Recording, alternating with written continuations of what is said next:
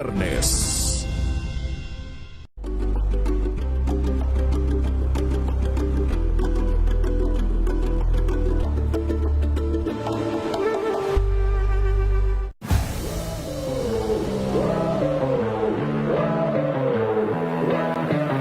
Nakarinig lang ako ng bola sa court, takbo na ako dun sa... So, sobrang grateful ko nung time na yon. Dream come true para sa akin. So sa isip ko lang nun, di ko to sasayangin. Dream ko to eh. Tapos yun na din, nakakatulong na ako sa family ko. Kasi ako lang din yung breadwinner eh. Ako yung panganay. Tapos nasa college pa yung mga kapatid ko. Yun ang tulong-tulong lang din sa kanila. Pero ngayong conference, yun na, mas dodoblehin pa namin ang trabaho namin. Hi, I'm JB Bahio from NLEX Road Warriors. Panoorin ang aking interview sa Matchpoint. Mabuhay ang atletang Pilipino. Luzon, Visayas at Mindanao. Isang oras na balita at talakayan ngayong araw hunang At ito linggo. ang programang Maynila, ito ang Pilipinas. Samahan po ninyo hanggang alas 9 ng umaga sa Isyong Pambayan. Giselle Rico po. Ako naman si Edniel Paruso. Maraming salamat and of course sa mga sumama sa atin. Luzon, Visayas at Mindanao, programang Ang Galing Mo Daw. Isang kwento, iba't ibang anggulo. Muli ako po, si Art. This Saturday on Scene Zone, chikahan with indie darling Clara Bennett at rewind din tayo sa Santi Feels na hatid ng kanyang Really Got Me Thinking concert.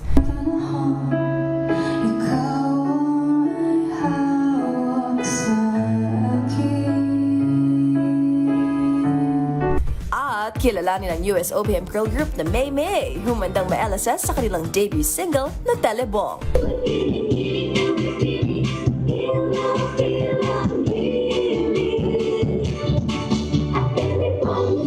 Alas 12 ng tanghali, dito lang sa DZRH TV.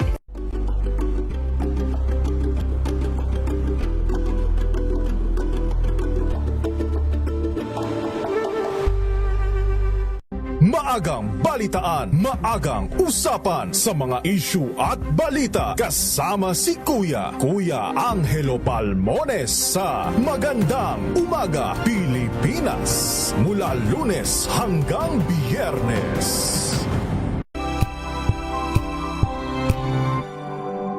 Tinesting, sinuri, siniyasan. Ang resulta, super effective ang Shield sa pagpatay ng bakterya at virus. Shield Antibacterial Soap. Believe ang mga eksperto sa Philippine Nurses Association. At si Mami. Tiwala ako sa Shield.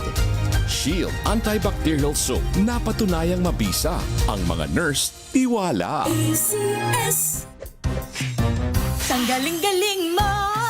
Smart dishwashing paste ko. Pritong ulam na masebo, plato o kaldero. Tanggaling for everyday. Ganyan pag smart ang dishwashing paste. May double tanggaling formula. Tanggal ang sebo, tanggal ang bakterya. Pahit para walang bahid, linis fantastic sa metal at plastic. Number 1 ko to.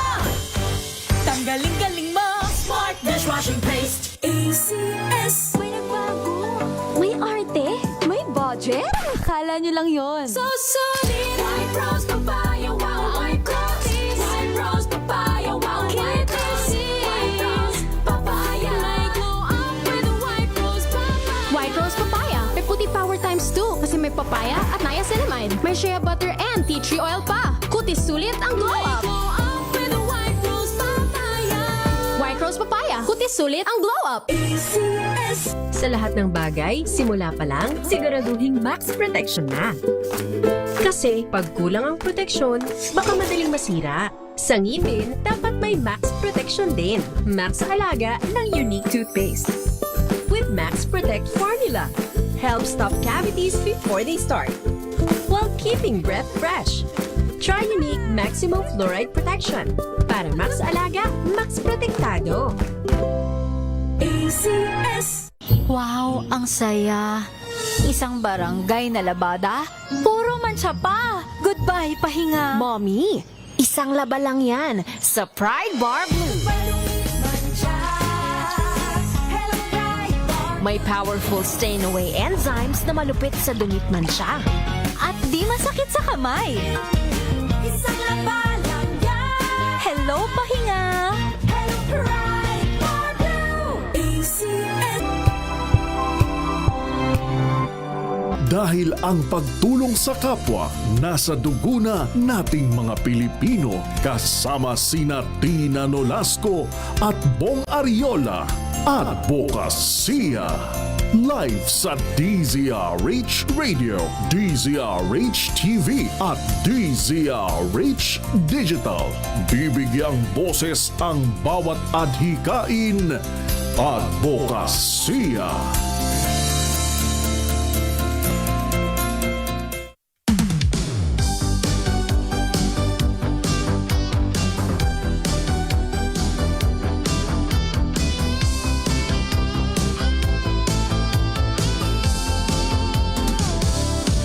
Kwento mo sa mundo ang iyong gawa,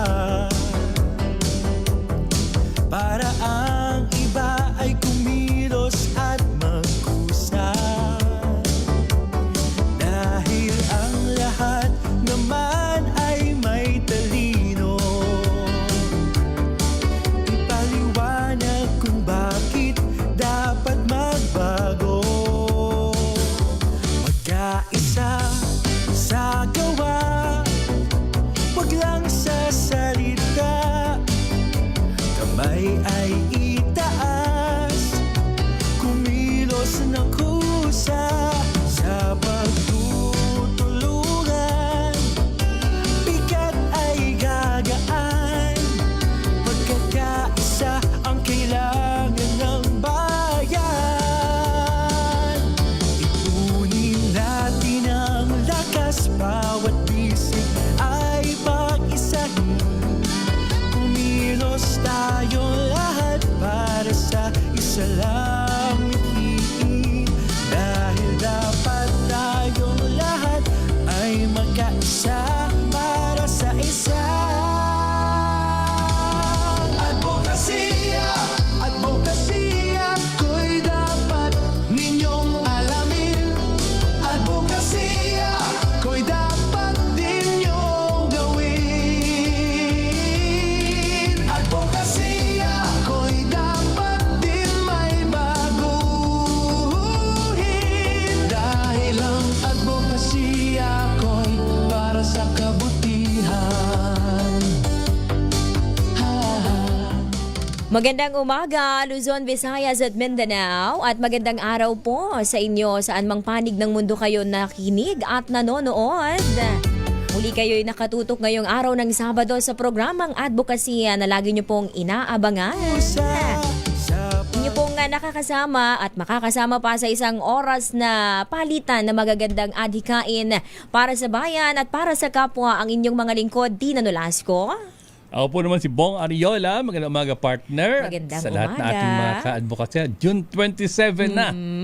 Ang bilis ng araw. Bilis, tapos na ang kalahating taon. At next week, July na, sa Wednesday, July 1. Alam ko, sabi mo, next week, June 30 na. Oo. Alam mo, partner, kahit mabilis ang... Hindi ka ba habol dyan, June Bride? Hindi na.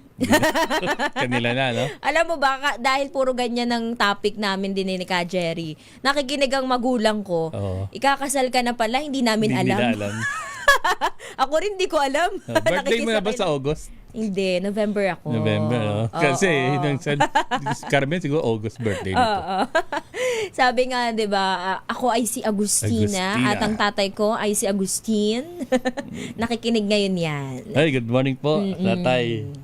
Gentong oras ang kanyang pakikinig, alas 6. Oo, partner, alam mo, ang daming nangyari. Ang daming nangyari ngayon na... Puro... ngayong taon, ngayong June, particular. Kanina pinag-usapan namin sa TMC yung mga ngayon nangyari June, malungkot, talagang may mga pagdurusa. Pero sabi ko nga, may mga positive din naman kasi naging masaya uli yung mga estudyante. Nakakabalik ang school, makikita yung mga kaibigan, yung mga nagugustuhan nila. Tapos magkakaroon ulit ng baon, di ba? Yan. At sumaya rin yung mga public transport drivers dahil dagdag kita, yung mga nagtitinda, ganun din, di ba? At yung siguro yung mga iba rin yung mga magulang, salamat. Walang alagain sa bahay. Oo, di ba? Kasi ang paaralan talaga, partner, ay nagsisilbing pangalawang tahanan yan ng mga bata. Sa time na yung oras ng kami, di ba, yung halos buong umaga, break lang, hanggang alas 5 na naman yun, di ba? Ngayon, di ba, naghati-hati na may oras. shifting na. Oo, mayroong 6 to 12, 12 to 5, ganyan ang paso, o 12 to 6. Depende sa sistema ng paaralan. Lalo ngayon, crowded kasi. Crowded yung paaralan eh. Oo, pero ito nga, yung recent na mga insidente, nakapangangamba ito, no? At nakakatakot din, hindi lamang sa seguridad ng mga school personnel, at lalo na nakakatakot para sa mga bata, no? Mga estudyante. Ay, mga ganyang murang edad na harap-harapan na talagang nakita nila. Oo, napag-usapan nga namin last time, ano, dati lapis lang ang ginagawang pangsaksak. Ikaw ba, partner, nakapasaksak ka na ng lapis? Masyado akong mabait sa paaralan. Lately na lang yung parang nag-rebelde na yung aking sarili. Kasi nakaranas kami ng mga pangamal na hindi na masyado, pero yung meron kaming yung guro na pagka lumampas yung buhok namin na alam na hindi na talagang sinisira niya yan, ukaan niya yan kasi para force kami na magpagupit. Meron namang isa na yan naman yung patilya namin, gaganyan yun na para then meron pang lumilipad na upuan. Talagang discipline talaga na wala kang room na magmali ka ng asal mo sa school. Tsaka walang sumbungan yan eh. Nung araw wala yan. Ngayon kasi iba naniniwala kami na yung extension ng bahay ay yung paaralan talaga. Na ito yung pangalawa. At hindi niya kami ilalagay sa masama. Part lang yun ng pagdisiplina niya. Yun ang pananaw talaga noong nung mga high school kami, gumaganti na kami. Medyo nagrebelde. Pero matindi pa rin. May mga classmate ako, naka-squat pa. Tapos pinapakain ng chok eh. Pero walang nagsumuno na. Wala nagparating ng reklamo. Hanggang doon lang sa school yun. Alam namin yun, part lang ng pagdidisiplin. Oo, ito nga, bakit nga ba natin to natatalakay na sa programang advokasya? Kasi nga itong mga insidenteng ito, no, yung isa-isahin muna natin, partner. Ano ba yung mga insidente na to na nakakapangamba, nakakatakot, nitong buwan lang ng June, di ba? Pero may mga nangyari na before pa, years before, na hindi lang talaga, siguro baka ito na yung pinaka matindi. Wake up call? Na isa pang wake up call. Talagang makikita. Of course, hindi lang naman po natin na kailan na ito para makita yung sinasabi wake up call. How come nakapasok, di ba? And nung tinitingnan ko siya, meron din dapat palang kaalaman kahit papano ang mga nasa loob ng paaralan na paano umiwas sa ganun, di ba? Pero yung isa, di ba, sinubukan niyang pigilin.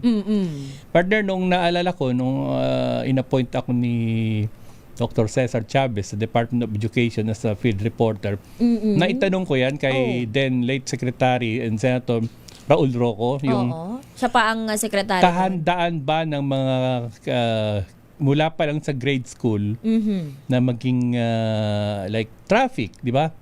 At yung mga ganitong mangyayari, alam mo, sinagot niya, ang dami-dami na daw tinuturo sa mga kabataan. Wag na muna daw yun. Pero then nakita ko rin na sa Japan, doon kung saan pang bansa, inuuna pala, partner, ituro yung paghuhubog bilang isang mamamayan, of course, ugali, bago yung mga kono ng mga tinuturo. 3 taon na yun ang ituturo. hinuhubog yung kanilang citizen. Ito nangyari na to, di ba? Oo, ito nga yung mga pangyayaring yan para sa ating mga nakikinig at nanonood ngayon. No, i-refresh lang namin din kayo dito sa mga insidenteng ito na nakakagambala at lalo na ngayong generation na ito dahil ang laki ng difference kung pag-uusapan natin ang Iba generation nila nila partner Bong at generation namin ng mga millennial. Iba ngayon ang mga generation. Una nga po dyan, itong kinatalakay namin, itong pamamaril sa San Jose National High School, yung kinasasangkutan, yung pinakamainit itong issue na ikinamatay ng 3 estudyante. At ilan yung dalawa sugatan? yung suspect at yung sugatan naman ay aabot sa 20 partner. At yung suspect, ito ang nakakagambala partner, 14 at 15 years old. At bukod pa dyan, iniisa-isa muna natin, yung pananaksak naman sa Cavite National High School. Ito ba, napanood mo ito, partner? Oo, nakita ko, partner. Grabe doon rin ito. Na talagang, well, of course, ang reaction talaga matakot. Pero kung meron very young age na nakakaisip na paano, anong gagawin talaga para mabawasan, hindi na makapanakit pa, or meron bang namang sa school, meron bang paano kung in case, kasi ang tinuturo lang sa school, partner, yung like pag may earthquake, di ba? So anong gagawin? Duck, cover and hold, labas, or siguro kasama na rin yan pag may sunog. Pero hindi yata na ituturo pa paano ako may maganyang mga attack or may mga worse, may namamaril na, di ba? Meron din dyan naman sa Bethel Academy, dyan sa General Trias, Cavite. Ito naman, para bang yung napapanood niya sa movie to, partner. Nakita mo ba yun? Sunod-sunod. Talagang pinagsaksak niya yung mga, hindi niya to kaklase. Pumasok lang siya sa isang classroom. Mas higher year itong nanaksak na babaeng bata na nakalulungkot, dahil di mo maisip na gagawin yun ng bata, sunod-sunod minsan niya pinagsasaksak. ang pinag-uusapan dyan yung sinaniban daw, kaya nagawa. Ang ano naman dyan, pwedeng tingnan yung mental health condition na bakit ng bata. nakakagawa ng ganun. Di ba? Oo. So, bali yan, ay isa-isang buwan, itong June, bali ilang ang dami. Ito insidente, di ba? Meron pa, yung naagapan namang mass shooting dapat na pinaplano nitong mga estudyante rin. Ito, recent lang ito sa Tolosa National High School. Nitong June 25 lang ito na pinaplano daw ito ng isang grade 10 student na mag-mass shooting pero hindi natuloy at naagapan nito na matapos makatanggap yung pulisya ng mga impormasyon tungkol nga doon at sinasabi rin lagi namang itong nire-reason out na bullying ang reason. Karamihan yung sasabing bullying. Ikaw, narinig ko na sa pangalan mo pa lang, di ba? Sa bully ko, nabully ako sa pangalan. Nung panahon namin, hindi ito big deal. Of course, siguro kung paano mo nga tanggapin, yung lahat, alam mo naman, di ba, dyan talaga kasi parang merong mga discipline sa bahay na hindi ka talaga makakit sapagkat kung ganun yung pagbabanta, yung mga nakawala ka nag-iba yung mundo mo, na ilalabas mo sa like sa paaralan na dito, kaya ko na dito. Correct. Magiging iba na ako dito, di ba? Kasi talaga namang nangyari sa magkakapatid na may mga away-away. At pag nadala mo sa school, yun na. Di ba? Oo. Siguro, yun nga, ang mga kabataan kasi ngayon sa ating obserbasyon ay sensitive. No? Hindi natin sabing weak, sensitive. Sensitive ang may mga mga kabataan ganon talaga na nakikita tayo. Nagbabago kasi yung generation, partner. Iba-iba yung klase ng pagpapalaki noon. Kung kayo, generation nyo, matigas talaga kayo. Hindi kayo basta-basta maasaktan. May yung disiplina sa bahay. Yung mga hindi ka makaabot sa gabi, na pagdarasal, may disiplina yan. Hindi ka pwedeng lumabas on the weekdays na alam na ito ay para sa pag-aaral. Yung Sabado talagang may oras ka pa, tsaka gagawa ka talaga. Meron kang mga task na Nakaplano. Nakaplano. Oo. Na ikaw ang taga-ikip, taga-ganito, taga-bili. Or kami, 6 na magkakapatid na lalaki. Isang 6 babae. din pala Pero kayo. Oo. natuto kami kahit papano maglaga ng tubig, pagluluto. Maglaga ng tubig. Hindi ba magpakulo ng tubig? Hindi, kasi para sabi, marunong na ako magluto eh. Magpakulo. Ano luluto mo? Laga ng tubig. Well, yung mga pagluto-luto na rin. At least, kasi yung pagsaing nga lang eh. Delikado pag nagkamali ka, pagka nahilaw, anong gagawin mo? Yari. Di ba? Oo. Or na kulang ng tubig para maging lugaw talaga. Oo. Ang difference siguro, siguro obedient. Ang aking observation. Ang mga kabataan noon, kumpara ngayon na meron... Nandun yung katigasan. obedient, Oo. yung paggalang, respeto, di ba? Ngayon, talagang iba talaga ang pagpapalaki. ang focus, Oo. ang mind. Saka, ito na yung effect ng sinasabing yung technology, Totoo social yan. media. Ang daming diba? factor. Ang maraming kabataan na pinalaki na eto ang pangpatahimik, yung gadget. Totoo Diba? yan, pampatulog. Pampatulog, Oo. gadget. Tapos may free will sila na nakakapanood ng TV, di ba? O ano yung mga pinapanood dyan. Oo. Saka ang bilis ng social media ngayon eh. Pagka halimbawa ako ay teacher, may fear din ang ating mga teacher. May mga kakilala kong teacher na natatakot na silang sawayin ang isang estudyante. Baka ma-video, Dahil baka ma-viral. Baka unlike before na mayroon talagang kumbaga merong authority mabigat ang mga teacher Yan, nakakalungkot sa mga teacher yan eh, di ba? Kasi sila nga yung pinagkatiwalaan ng mga magulang na maging pangalawang magulang dahil ang haba ng oras, di ba, nakasakasama ng teacher yan. At nawawala na ngayon yung talaga noon, matingnan pa lang kami, partner. Yun, titig pa lang. Titig pa lang, alam Tahimik na yan, ka na. tatahimik kami. At kapag lang salita pa, ay di mas iba na yon, di ba? Same sa bahay. Ganun din. Ako, talagang namang nabanggit ko na to na laki sa palo, di ba? Correct. Pero hindi naman naging masamang effect yun na magre-rebelde ako kasi sa bahay lagi akong pinapalo, nagkamali, pagalit, palo, di ba? Oo, partner, sa ating mga nakikinig at nanonood ngayon, pwede po kayong magkomento anong inyong opinion kaugnay nito, lalo na ngayon sa programa tayo advokasya, napakaganda itong talakayin upang mabalanse natin ang mga pananaw ng bawat isa at maituwid din natin yung mga sabihin na nating maling pananaw kaugnay nito. Pero sa oras na ito, partner, ay mag-commercial muna tayo sa oras na 6:21 a.m. This time check is brought to you by